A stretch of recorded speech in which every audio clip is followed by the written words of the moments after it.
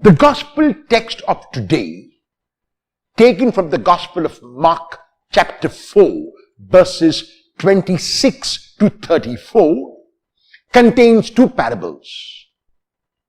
Of these, the first one, chapter 4, verses 26 to 29, is found exclusively in the Gospel of Mark and in no other gospel. It is termed as the parable of the seed growing secretly. The second one, chapter 4, verses 30 to 32, is known as the parable of the mustard seed and is found also in Matthew and Luke. But the first parable, which Jesus prefaces with these words, "To what shall I compare the kingdom of God?" is now a parable exclusive to Mark. I believe that this parable gives us a lesson for life. This parable tells us how we must live our lives, and the parable does it in 4 stages. In the first stage, what Jesus says is this: a person. Jesus does not use the word farmer. He does not even use the word sower, but he says a person to indicate. He's not talking of a field. He's not talking of agriculture, but he is talking of life. So a person scatters the seed. What does scattering the seed mean? It means doing everything that I have to do. It means not expecting God to do my work. It means that I leave no stone unturned. It means that I, as far as possible, do not leave anything undone. It means that I work to the best of my ability, that I work optimistically, that I work positively, that I simply do all that I am required to do. The second step follows the first almost naturally, because the second step is that at night I am asleep. And the reason why I can sleep at night is because I have done my best during the day.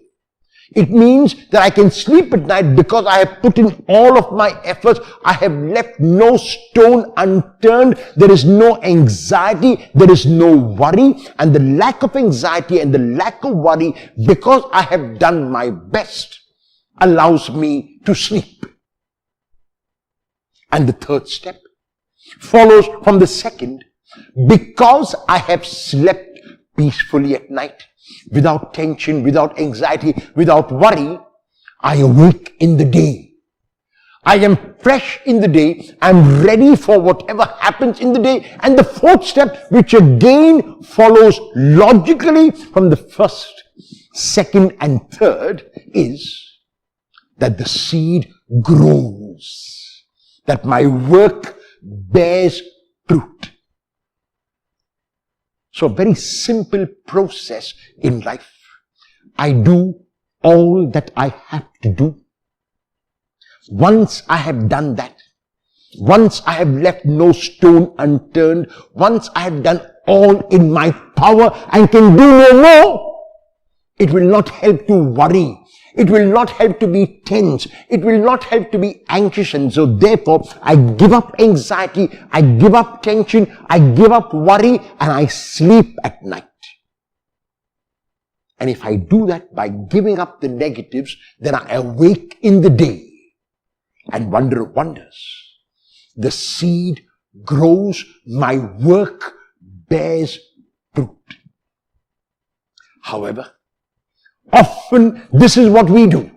We do not put in our best effort. We leave many stones unturned. We really are not present in the moment, and so not doing what we are required to do. And because we have left things incomplete, because we have not given our best, we are anxious at night. We get insomnia. We need sleeping pills to go to sleep. And even with those sleeping pills, because the anxiety and worry is so much, we have not slept peacefully at night. And so we feel sleepy in the day. We cannot give to the day what the day requires. We cannot give our best to the day when we are meant to do so. And the consequence is the seed does not grow. And so in this parable, the Lord is calling us to this 4-step process to do our best. Therefore to sleep at night, therefore to rise in the day, and the seed will grow. The Lord is not calling us not to give our best and so remain awake at night and sleepy in the day, and the seed does not grow. In the second parable, the parable of the mustard seed, the Lord speaks about this contrast. It has been calculated that 720 mustard seeds make 1 gram. And the Lord speaks about one that is 107/20th of a gram is sowed into the ground. And that small, minuscule, insignificant mustard seed grows into a great, great shrub, where even the birds of the air can make nests in its shade.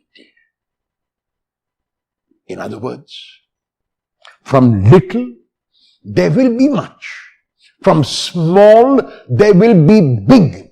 From insignificant there will be significant. In both the parables, the Lord is telling us once again that we have to do what we have to do and only let God do what remains. We must never expect God to do what we have to do, but let God do what remains after we have given of our best.